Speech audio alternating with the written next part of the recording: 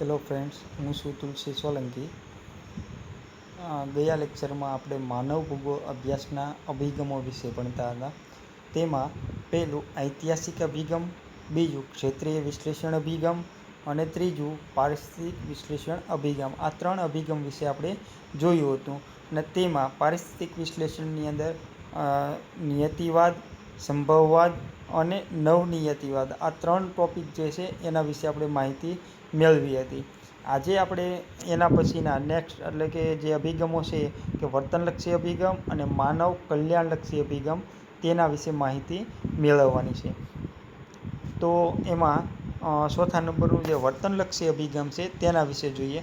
કોઈપણ ક્ષેત્રમાં ઉત્પન્ન થતું સાંસ્કૃતિક પર્યાવરણ તે ક્ષેત્રના માનવીના વ્યક્તિગત ગુણો, માન્યતાઓ, મૂલ્યો, વ્યવહારો, રીતરિવાજો વગેરેનું પરિણામ છે.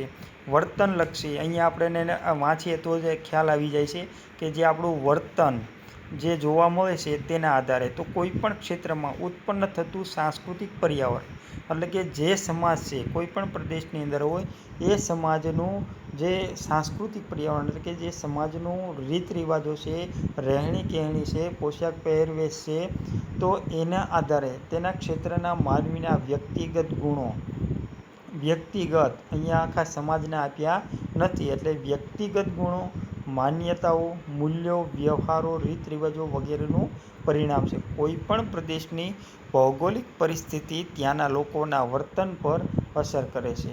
કોઈપણ પ્રદેશની ભૌગોલિક પરિસ્થિતિ એટલે કે જે જમીન વિસ્તાર છે અથવા તો જે પ્રદેશમાં વસવાટ કરે છે એ પરિસ્થિતિ ત્યાંના લોકોના વર્તનમાં ખૂબ જ મોટો ફેરફાર લાવે છે એટલે કે એના ઉપર ખૂબ જ અસર પાડે છે. દાખલા તરીકે દક્ષિણ ભારતની અંદર જે વસવાટ કરતા લોકો છે તો એ લોકો આપણે જોઈએ તો એની પરિસ્થિતિ અથવા તો એના રીતરિવાજો છે ખૂબ જ અલગ હશે. આપણા ગુજરાતના પણ અલગ છે અને જમ્મુ કાશ્મીરમાં જઈશું તો ત્યાંના રીતરિવાજો પણ અલગ હશે. તો પૂર્વમાં જઈએ કે અરુણાચલ પ્રદેશથી લઈને મણિપુર, મિઝોરમ, તો એ લોકોના પણ રીતરિવાજો કેવા છે અલગ છે. રહેણી કહેણી દરેક પ્રકારમાં કંઈક વિવિધતા જોવા મળશે. એટલે કે જે ભૌગોલિક પરિસ્થિતિ છે એ લોકોના વર્તન ઉપર ખૂબ જ મોટો તફાવત લાવે છે એટલે કે અસર પડે છે.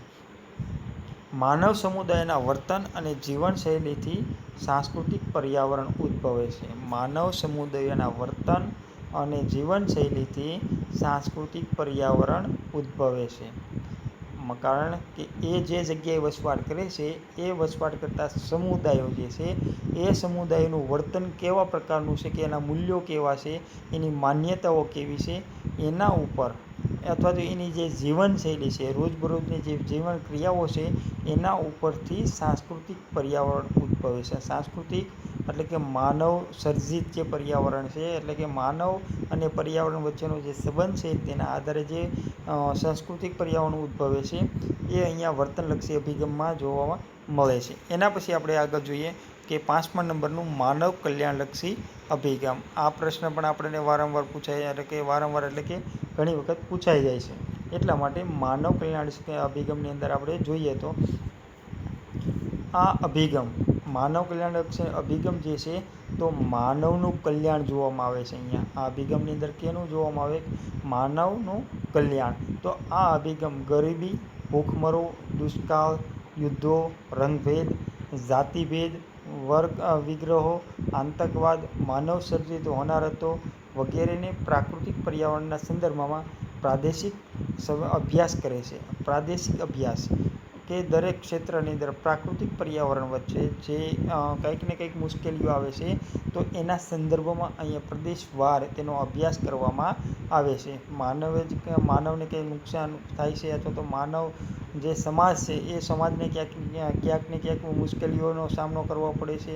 એ કુદરતી હોય કે માનવ સર્જિત હોય, પણ એ જે પરિસ્થિતિ છે એ પરિસ્થિતિનો અહીંયા અભ્યાસ કરવામાં આવે છે. આ અભિગમ એવા પ્રકારની સામાજિક આર્થિક વ્યવસ્થા ઉપર ભાર મૂકે છે કે જેના દ્વારા વિશ્વના તમામ નાગરિકોને વિશ્વના બધા જ સંસાધનો એટલે કે સંપાદનો જે છે એના પર સમાન અધિકાર અને નિયંત્રણ પ્રાપ્ત થાય, સામાજિક ન્યાયનો હેતુ પાર પાડી શકાય, માનવીને તેની પ્રાથમિક જરૂરિયાતો સરળતાથી મળી રહે અને માનવ કલ્યાણ સાધી શકાય. જે આ મુશ્કેલીઓ આપણે ઉપર દર્શાવી છે કે ગરીબી, ભૂખમરો, દુષ્કાળ, યુદ્ધો, રંગભેદ, જાતિભેદ, તો એ દરેકે દરેક જે મુશ્કેલીઓ છે માનવને, તો એની અંદર આ અભિગમથી જે લોકો જે છે કે જેના દ્વારા વિશ્વના તમામ નાગરિકોને વિશ્વના બધા જ સંસાધનો એટલે કે જેનો આપણે ઉપયોગ કરતા થયા છીએ એવા સંસાધનો પર સમાન અધિકાર અને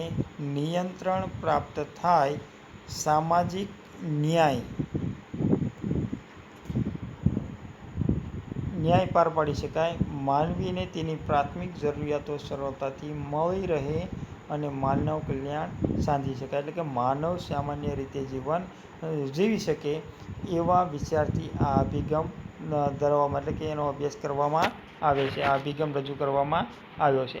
માનવ ભૂગોળના અભિગમો વિશે રિટર, રેડઝેલ, હન્ટિંગ્ટન, બ્લાસ, બ્રુન્સ, ડિમાઝિયા, ફિન્ચ, ટેવાર્થા, ડિકન્સ, વ્હાઇટ વગેરે વિદ્વાનોએ પોતાના વિચારો રજૂ કર્યા હતા કે માનવ કલ્યાણ જે છે એ મુખ્ય સ્થાને છે. જો માનવનું જ કલ્યાણ થશે તો જ વિશ્વમાં શાંતિ જળવાઈ રહેશે અને વિશ્વના દરેક દેશો છે એ આર્થિક રીતે કે સામાજિક રીતે ખૂબ જ વિકાસ પામશે. પરંતુ ક્યારે થશે કે માનવનું કલ્યાણ સાધી શકાય ત્યારે. તો આ બે મુદ્દા આપણે ખાસ ધ્યાન રાખવાના કે વર્તનલક્ષી અભિગમ અને માનવ કલ્યાણલક્ષી અભિગમ. આપણે ટોટલ 5 અભિગમો છે. એ 5 અભિગમોમાં છેલ્લા 2 વર્તનલક્ષી અભિગમ અને માનવ કલ્યાણલક્ષી અભિગમ અહીંયા આપણે પૂરા કરીએ. એટલે કે અભિગમો જે માનવ કલ્યાણલક્ષી અભિગમો છે એ અહીંયા આપણે પૂરા કરીએ છીએ. એના પછી આગળ હવે જોઈએ તો માનવ ભૂગોળના અભિગમોની તુલના. એટલે કે માનવ ભૂગોળ જે છે એના જે અભિગમો છે એ અભિગમોને એકબીજા સાથે જોડ્યા છે. એટલે કે એકબીજા સાથેની તુલના અહીંયા જોવા મળે છે કે માનવ ભૂગોળ અભ્યાસના અભિગમો માનવ અને પ્રાકૃતિક પર્યાવરણ વચ્ચેના સંસાધનોનું વિશ્લેષણ કરે છે.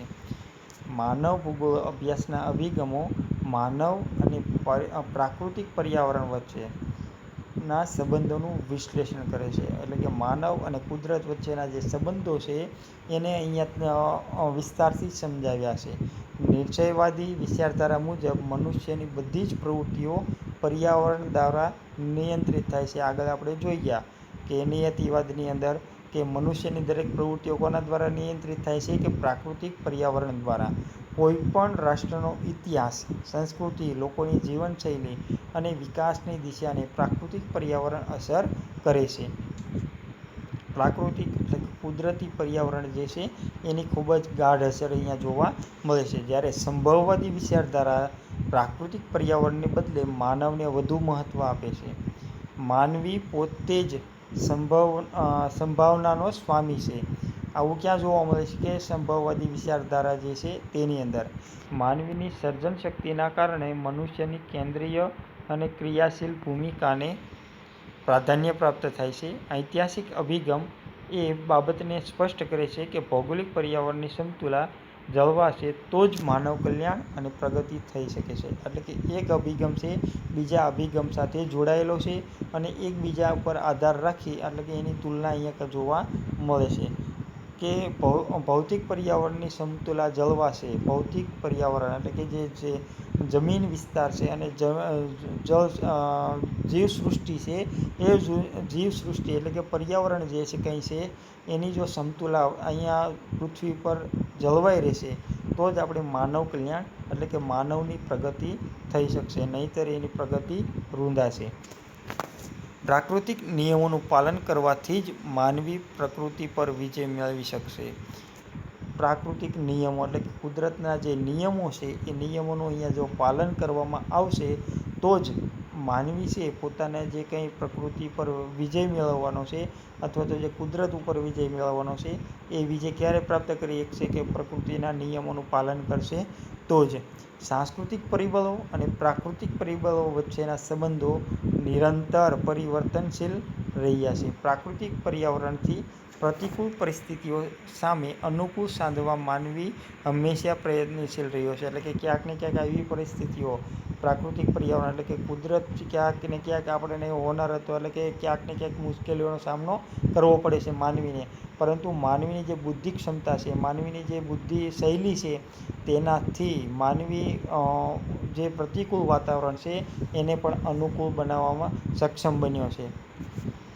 આમ માનવ કલ્યાણલક્ષી અભિગમ સામાજિક ન્યાયનો હેતુ સિદ્ધ થાય તે માટે વિશ્વના બધા જ માનવોનો સૃષ્ટિના બધા જ સંસાધનો પર સમાન અધિકાર પ્રસ્થાપિત કરે છે.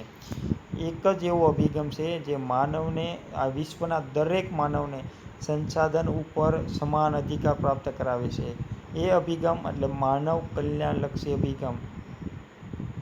આ વિચારધારા સમજાવે છે કે ગરીબી, ભૂખમરો, ગૃહયુદ્ધો એટલે કે ઘર યુદ્ધો, એ ઘરે જે કંઈ ઝઘડાઓ થાય છે તે, પછી અરાજકતા એટલે કે એકબીજા વચ્ચે કલેશ, એકબીજા વચ્ચે વિવાદ, પછી રંગભેદ જે હાલની અંદર આપણે અમેરિકામાં જોઈ રહ્યા છીએ કે અમેરિકાની અંદર મોટા પ્રમાણની અંદર આ આપણને રંગભેદ છે એ જોવા મળ્યું હતું કે હજી પણ ત્યાં રંગભેદ આપણે અહીંયા કે જ્ઞાતિ, ધર્મ કે જ્ઞાતિ વચ્ચે જે ઝઘડાઓ થાય છે ત્યાં રંગના આધારે ગોરા અને કાળા વચ્ચેનો ભેદ છે.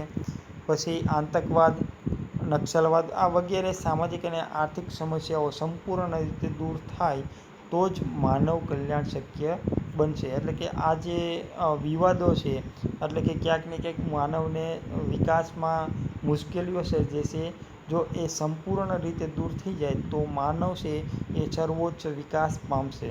એટલે કે બધી જ રીતે એનું કલ્યાણ થઈ જશે.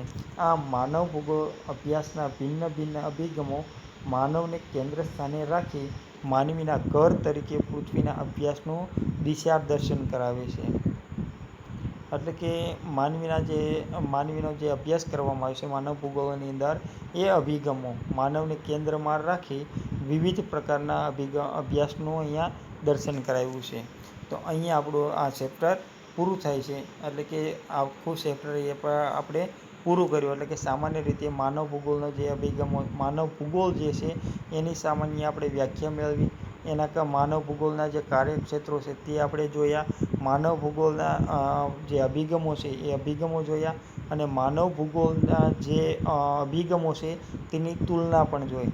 તો આજે આપણે હોમવર્કની અંદર જે બે અભિગમો આપણે જોયા કે વર્તનલક્ષી અભિગમ અને માનવ કલ્યાણલક્ષી અભિગમ, એ બે લખવાના છે. એટલે કે બેની અંદર 5-5 મુદ્દા. પછી માનવ ભૂગોળ જે અભિગમો છે, માનવ ભૂગોળ કલ્યાણના અભિગમો, એ અભિગમોની જે તુલના કરવામાં આવી છે એ તુલના આખી લખવાની છે. એટલે કે એની અંદર મિનિમમ 12થી 13 મુદ્દા થવા જોઈએ. તો આ આજે આપણું હોમવર્ક રહેશે. અને એ ઉપરાંત હોમવર્ક છે કે જે અહીંયા સ્વાધ્યાય આપ્યો છે, એ સ્વાધ્યાય ખાસ લખવાનો છે. અહીંયા સ્વાધ્યાય છે એની અંદર અમુક પ્રશ્નો આપણે લખવાના છે, જે ટીક કરાવી દઉં છું કે સવિસ્તાર જવાબ આપો. તેની અંદર પહેલો પ્રશ્ન છે કે માનવ ભૂગોળનો અર્થ સમજાવી તેના અભ્યાસ ક્ષેત્રોની ચર્ચા કરો, એ એક લખવાનો છે. પછી બીજું કે માનવ ભૂગોળ અભ્યાસના અભિગમો જણાવી કોઈ એક અભિગમ વિશે માહિતી આપો, આ 2. પછી ત્રીજું છે કે સંભવવાદ વિચારધારા અને નિશ્ચયવાદ વિચારધારા વચ્ચે તફાવત લખો, અથવા તો એ બંને લખવાની છે એકસાથે. એટલે કે તફાવતની અંદર બંનેના મુદ્દા સમાવેશ થઈ જશે. પછી ચોથો પ્રશ્ન છે કે માનવ ભૂગોળના 3 કાર્યો. આ 4 પ્રશ્ન આપણે એમાંથી લખવાના છે. બીજા સંક્ષિપ્તમાં છે એ એકવાર ચેક કરી લેવાના છે, હોમવર્કની અંદર લખવાના નથી. એટલે હોમવર્ક આજે થોડુંક વધારે છે. હવે આપણે નેક્સ્ટ ટાઈમ મળશું નવા જ ટૉપિક સાથે. ત્યાં સુધી રજા લઈએ. જય હિન્દ, જય ભારત.